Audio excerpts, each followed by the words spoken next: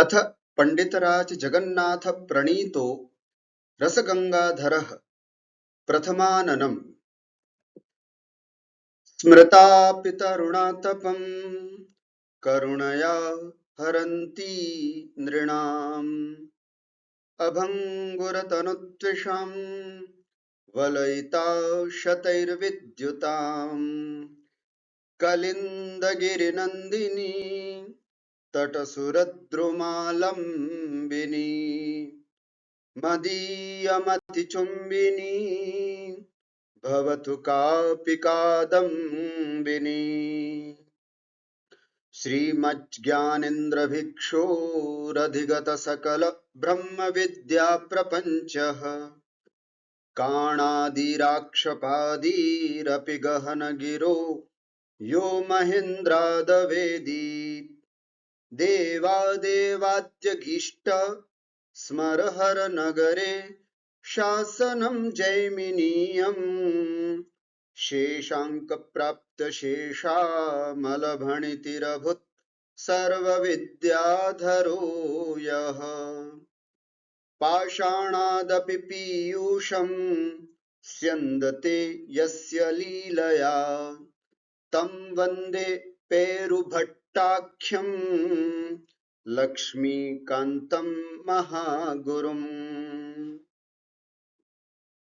निमग्नेन क्लेशैर्मननजलधेरन्तरुदरम् मयोन्नीतो लोके ललितरसगङ्गाधरमणिः हरन्नन्तर्ध्वन्तं हृदयमधिरूढो गुणवता मलङ्कारान् सर्वानपि गलितगर्वान् रचयतु परिष्कुर्वन्त्वर्थान् सरदय धुरीणाः कतिपये तथापि क्लेशो मे कथमपि गतार्थो न भविता तिमिन्द्राः संक्षोभं विदधतु पयोधे पुनरिमे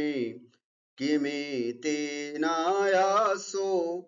भवति विफलो मन्दरगिरेः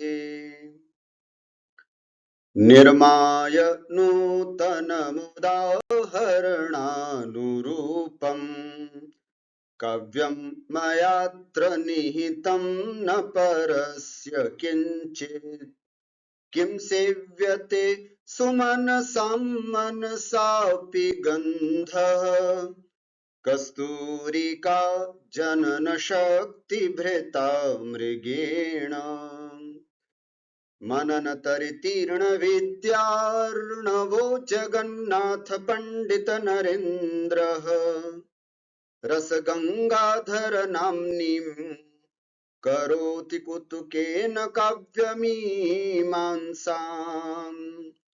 रसगंगाधर नामा सन्दर्भोऽयं चिरं जयतु किंच कुलानि कवीनां निसर्ग चिरञ्जयतु। तत्र कीर्ति परमाह्लाद गुरुराज देवता प्रसादाद्यनेक प्रयोजनकस्य काव्यस्य व्युत्पत्तेः कवि सरदयोरावश्यकतया गुणालंकारादिभिर्निरूपणीये तस्मिन् विशेष्यतावच्छेदकं तदितरभेदबुद्धौ साधनं च तल्लक्षणं तावन्निरूप्यते। रमणीयार्थ प्रतिपादकः शब्दः काव्यम् रमणीयता च लोकोत्तराह्लादजनक ज्ञानगोचरता लोकोत्तरत्वं च आह्लादगतश्चमत्कारत्वापरपर्यायोऽनुभव साक्षिको जातिविशेषः कारणं च तदवच्छिन्ने भावनाविशेषः पुनः पुनरनुसन्धानात्मा पुत्रस्ते जातः धनं ते दास्यामि इति वाक्यार्थधीजन्यस्याह्लादस्य न लोकोत्तरत्वम् अतो न तस्मिन् वाक्ये काव्यत्व प्रसक्तिः। इत्थं च चमत्कार जनक भावना विषयार्थ प्रतिपादक शब्दत्वं यत् प्रतिपादितार्थ विषयक भावनात्वं चमत्कार जनकतावच्छेदकं तत्त्वं स्व जनकतावच्छेदकार्थ प्रतिपादकता संसर्गेण चमत्कारत्ववत्त्वमेव वा काव्यत्वमिति फलितम्। यत्तु प्राञ्चः अदोषौ सगुणौ सालंकारौ शब्दार्थौ काव्यम् इत्याहुः तत्र विचार्यते। शब्दार्थयुगलं न काव्यशब्दवाच्यं मानाभावात्। काव्यम् उच्चैः पठ्यते, काव्यादर्थोऽवगम्यते, काव्यं श्रुतम् अर्थो न ज्ञातः इत्यादि विश्वजनीन व्यवहारतः प्रत्युत शब्द विशेषस्यैव काव्यपदार्थत्व प्रतिपत्तेश्च व्यवहारः शब्दमात्रे लक्षणयोपपादनीय इति चेत् स्यादप्येवम् यदि काव्यपदार्थतया पराभिमते शब्दार्थयुगले काव्यशब्दशक्तेः प्रमापकं दृढतरं किमपि प्रमाणं स्यात् तदेव तु न पश्यामः। विमतवाक्यं त्वश्रद्धेयमेव। इत्थं चासति काव्यशब्दस्य शब्दार्थयुगलशक्तिग्राहके प्रमाणे प्रागुक्तात् व्यवहारतः शब्दविशेषे सिद्ध्यन्तीं शक्तिं को नाम निवारयितुमिष्टे। एतेन विनिगमनाभावादुभयत्र शक्तिरिति प्रत्युक्तम्। तदेवं शब्दविशेषस्यैव काव्यपदार्थत्वे सिद्धे तस्यैव लक्षणं वक्तुं युक्तम्, न तु स्वकल्पितस्य काव्यपदार्थस्य। एषैव च वेदपुराणादिलक्षणेष्वपि गतिः। अन्यथा तत्रापि इयं दुरवस्था स्यात्। यत्तु आस्वादोद्बोधकत्वम् एव काव्यत्वप्रयोजकम् तच्च शब्दे चार्थे चाविशिष्टमित्याहुः तन्न। रागस्यापि रसव्यञ्जकताया ध्वनिकारादि सकलालंकारिक सम्मतत्वेन प्रकृते लक्षणीयत्वापत्तेः किं बहुना नाट्याङ्गानां सर्वेषामपि प्रायशस्तथात्वेन तत्त्वापत्तिर्दुर्वारैव। एतेन रसोद्बोधसमर्थस्यैवात्र लक्ष्यत्वम् इत्यपि परास्तम्। अपि च काव्यपदप्रवृत्तिनिमित्तं शब्दार्थयोर्व्यासक्तं प्रत्येकपर्याप्तं वा नाद्यः एको न द्वाविति व्यवहारस्यैव श्लोकवाक्यं न काव्यम् इति व्यवहारस्यापत्तेः न द्वितीयः। एकस्मिन् पद्ये काव्यद्वय व्यवहारापत्तेः तस्मात् वेदशास्त्र पुराण लक्षणस्यैव काव्यलक्षणस्यापि शब्दनिष्ठतैवोचिता। लक्षणे गुणालंकारादिनिवेशोऽपि न युक्तः।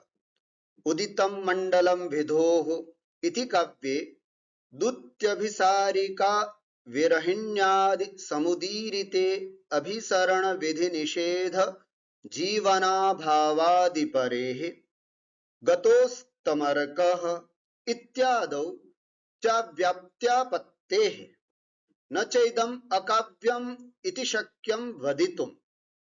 काव्यतया पराभिमतस्यापि तथा वक्तुं शक्यत्वात्।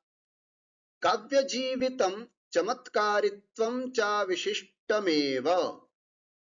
गुणत्वालंकारत्वादेरननुगमाच्च दुष्टं काव्यम् इति व्यवहारस्य बाधकं विना लाक्षणिकत्वायोगाच्च। न च संयोगाभाववान् वृक्षः संयोगीतिवत् अंशभेदेन दोषरहितं दुष्टम् इति व्यवहारे बाधकं नास्तीति वाच्यम्।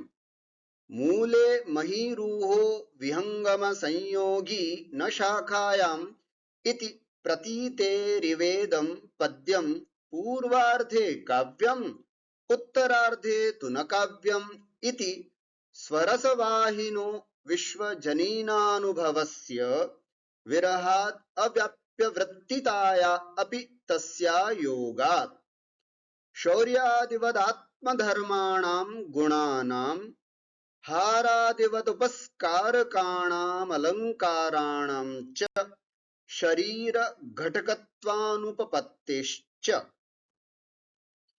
यत्तु रसवदेव काव्यम् इति साहित्यदर्पणे निर्णीतं तन्न वस्त्वलङ्कारप्रधानानां काव्यानाम् अकाव्यत्वापत्तेः न च इष्टापत्तिः महाकविसम्प्रदायस्याकुलीभावप्रसङ्गात् तथा च जलप्रवाह वेग निपतनोत्पतन भ्रमणानि कविभिर्वर्णितानि कपिबालादिविलसितानि च न च तत्रापि यथा कथञ्चित् परम्परया रसस्पर्शोऽस्त्येव इति वाच्यम्। ईदृशरसस्पर्शस्य गौश्चलति मृगो धावति इत्यादौ अतिप्रसक्तत्वेनाप्रयोजकत्वात् अर्थमात्रस्य विभावानुभाव व्यभिचार्यन्यतमत्वादिति दिक्। तस्य च कारणं कविगता केवला प्रतिभा सा च काव्यघटनानुकूलशब्दार्थोपस्थितिः तद्गतं च प्रतिभात्वं काव्यकारणतावच्छेदकतया सिद्धो जातिविशेष उपाधिरूपं वा खण्डम्। तस्याश्च हेतुः क्वचित् देवता महापुरुषप्रसादादिजन्यम् अदृष्टम् क्वचिच्च विलक्षण व्युत्पत्ति काव्यकरणाभ्यासौ न तु त्रयमेव बालादिस्तौ विनापि केवलान् महापुरुषप्रसादादपि प्रतिभोत्पत्तेः न तत्र तयोर्जन्मान्तरीययोः कल्पनं वाच्यम्। गौरवान् मानाभावात् कार्यस्यान्यथानुपपत्तेश्च लोके हि बलवता प्रमाणेनागमादीना सति कारणता निर्णये पश्चात् उपस्थितस्य व्यभिचारस्य वारणाय जन्मान्तरीयम् अन्यथानुपपत्त्या कारणं धर्माधर्मादि कल्प्यते। अन्यथा तु व्यभिचारोपस्थित्या पूर्ववृत्तकारणता निर्णये भ्रमत्व प्रतिपत्तिरेव जायते। नापि केवलम् अदृष्टम् एव कारणम् इत्यपि शक्यं वदितुम्। कियन्तनचित्कालं काव्यं कर्तुम् अशक्नुवतः कथमपि सञ्जातयोर्व्युत्पत्त्यभ्यासयोः प्रतिभायाः प्रादुर्भावस्य दर्शनात् तत्राप्यदृष्टस्याङ्गीकारे प्रागपि ताभ्यां तस्याः प्रसक्तेः न च तत्र प्रतिभायाः प्रतिबन्धकम् अदृष्टान्तरं कल्प्यम् इति वाच्यम्। तादृश अनेकस्थलगता अदृष्टद्वयकल्पनापेक्षया क्लिप्त व्युत्पत्त्यभ्यासयोरेव प्रतिभाहेतुत्वकल्पने लाघवात्। अतः प्रागुक्त सरणिरेव ध्यायसि। तादृश अदृष्टस्य तादृश व्युत्पत्त्यभ्यासयोश्च प्रतिभागतं वैलक्षण्यं कार्यतावच्छेदकम् अतो न व्यभिचारः। प्रतिभात्वं च कवितायाः कारणतावच्छेदकं प्रतिभागत वैलक्षण्यम एव वा विलक्षण काव्यम प्रतीति नात्रापि सह न च सतोरपि व्युत्पत्त्यभ्यासयोर्यत्र न प्रतिभोत्पत्तिस्तत्र अन्वय व्यभिचार इति वाच्यम्। तत्र तयोस्तादृश वैलक्षण्ये मानाभावेन कारणतावच्छेदकानवच्छिन्नत्वात् पापविशेषस्य तत्र प्रतिबन्धकत्वकल्पनाद्वा न दोषः। प्रतिबन्धकाभावस्य च कारणता समुदित शक्त्यादित्रय हेतुवादिनः शक्तिमात्र हेतुवादिनश्चाविशिष्टा। प्रतिवादिना मंत्रादिभिः कृते कतिपय दिवस व्यापिनि वाक्स्तंभे विहितानेक प्रबन्धस्यापि कवेः काव्यानुदयस्य दर्शनात्। नमो नमः।